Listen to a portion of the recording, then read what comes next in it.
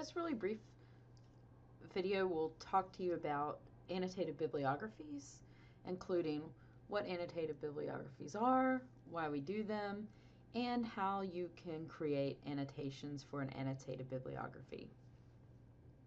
So first question you might be asking when you're thinking about annotated bibliographies is, what in the heck is one? Some of you might have created an annotated bibliography before. Some of you might not have, so I thought it would be helpful to kind of explain a little bit about what one is. So, there is this great love story of a bibliography, or what we call an MLA, a works cited, and an annotation, which is notes about a resource, that got together and had a baby, and they called it annotated bibliography.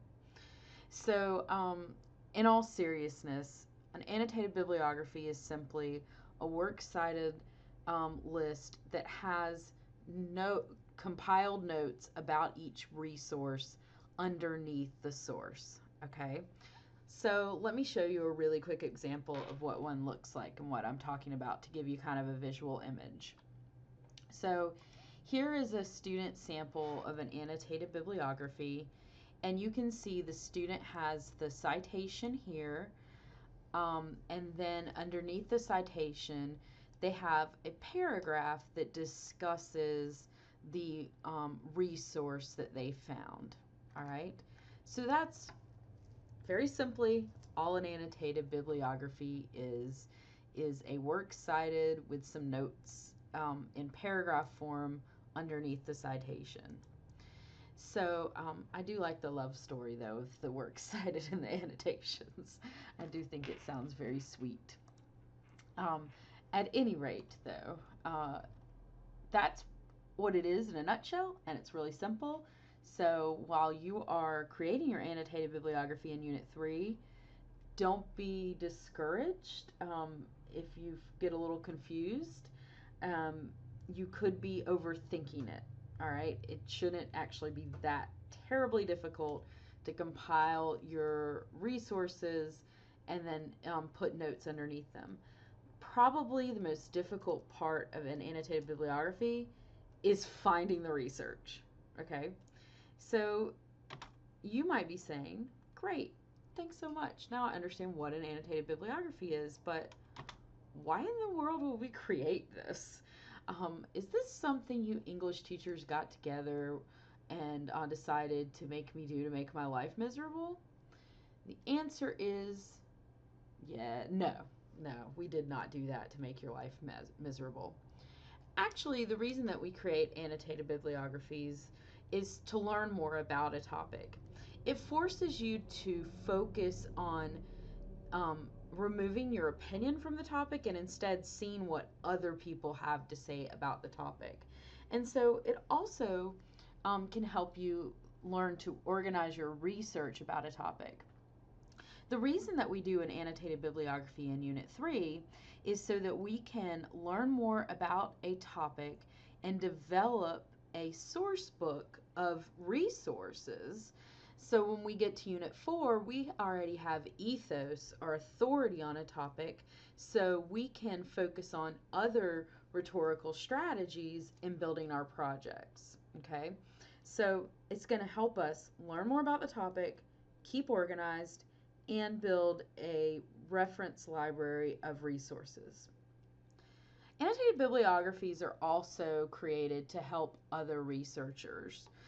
You can actually find annotated bibliographies on specific topics that can help you narrow down what resources are important and not important as a researcher in a specific field.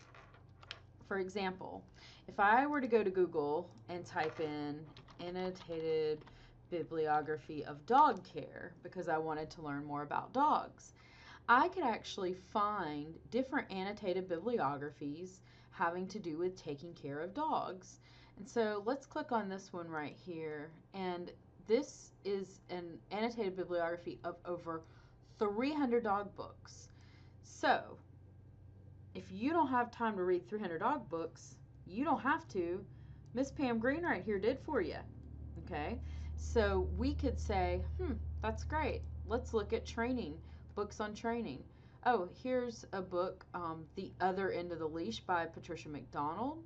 And then Pam Green has put her annotation under this site telling us all about what's in the book and whether it's even worth reading the book. Okay. We can also look at annotated bibliographies from other resources. Like this looks like this is from the American Veterinary Medical Association. And we can find out more information from these types of sites. So researchers themselves can also use annotated bibliographies when they, and I'm like clicking everywhere but on the Prezi, sorry about that, when they are trying to learn more about a topic themselves without having to do extensive research. So we are going to be creating an annotated bibliography in Unit 3. So you might be saying, this is really great. You've totally sold me. I love the love story of the works cited and the annotations, and I'm really excited to learn more about my topic through the creation of annotated bibliography. However, how in the heck do I create one? Well, here are 4 steps to creating your annotated bibliography. The first step is finding a resource. That's probably the hardest step. And that's why I have a rhetorical inquiry to help you find your first 2 sources for the annotated bibliography. And we'll be doing another exercise next week to help you find the remaining sources for your annotated bibliography. I'm going to guide you through that step. The second step is to read your resources closely. You want to take notes, read or view. I mean, you might have a video it might not just be an article. You can annotate all kinds of things. You just want to make sure you're looking really closely at your resource so you know a lot about it. It might be reading it more than once.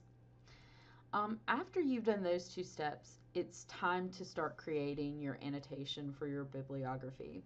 And the first step is to create an MLA citation for your resource. Don't forget, we're now using MLA 8 instead of 7.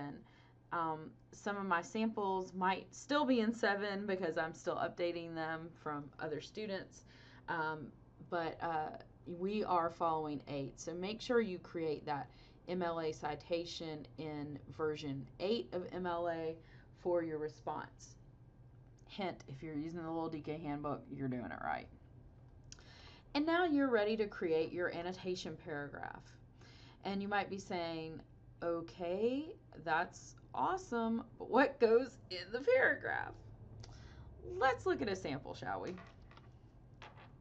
So looking back at this sample, you'll notice that you follow MLA in the fact that you still set up your paper with your 1-inch margins, your name. MLA, annotated bibliographies do have a naming convention for the title. So you would write like an annotated bibliography of dog care or whatever for your title. And then you would have your citation and then underneath it your paragraph.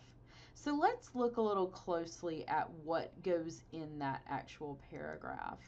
I think perhaps one of the best resources that I've found on creating those paragraphs is from the Purdue OWL. And so I definitely want to give credit where credit is due to the Purdue OWL for this information. And I've also included links to this part of the site in your materials for this week. So the Purdue OWL offers the best advice for annotation paragraphs, and that's that you do 3 things.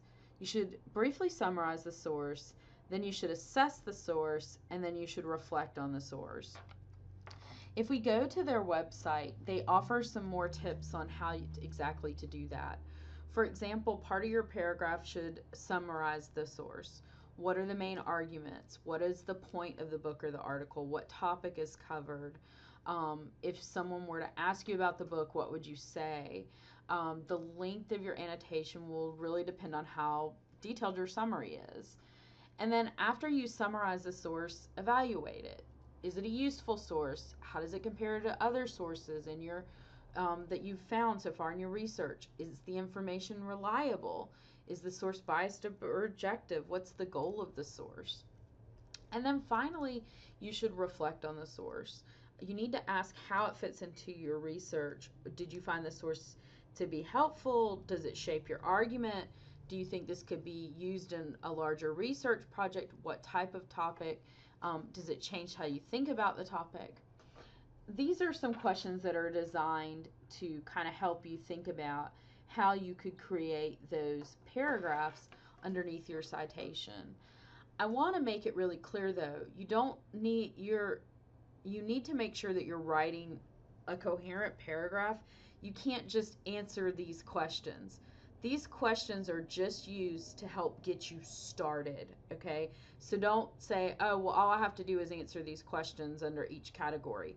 No, you should do these things organically, not just list answers to these questions, or you'll definitely be getting points off, okay? And we'll be looking at some more student samples as we progress in this exercise. So, but I want to make clear, do not just answer these questions. Your grade will suffer. You need to do these three things. You need to summarize, assess, and reflect, but you need to do that in your own way and in your own words. Use the questions as guidelines to help you get started, but don't just answer the questions. Got it? Great. So I hope this short video has helped you learn more about annotated bibliographies, and I hope that you found it useful as you continue to study more about joining the conversation by creating your own ethos with research.